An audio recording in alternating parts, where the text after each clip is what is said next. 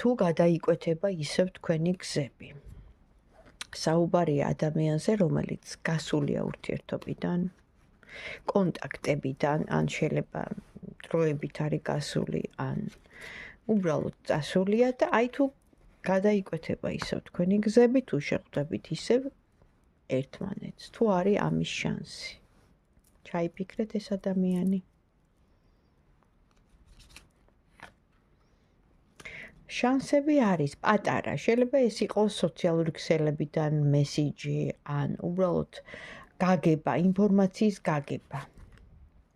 არა, ნახეთ, თვითონ შეხვედრა როგორც ასეთი აქ არ ჩანს, იმიტომ რომ განდეგილის პოზიციაა. განდეგილი არის გარიყვა და გასვლა, ხო?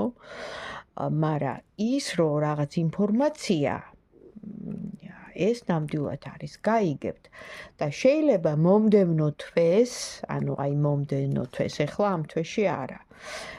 გაიგოთ რაღაც ამბავი ამ ადამიანზე, მაგრამ ეს ადამიანი მაინც გასულია თქვენი ურთიერთობიდან, ანუ ის რომ დაბრუნდეს ეხლა ამ მომენტში, ხო, რასაც მე მაჩვენებენ, არა.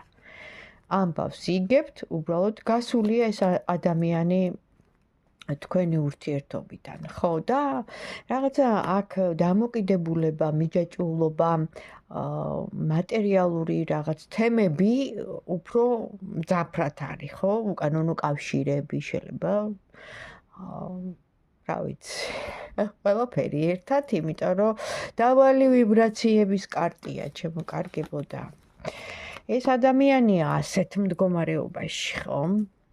ამიტომ მისგან ყველაფერი მოსალოდნელია, როცა ეს ამოდის. აი ესე.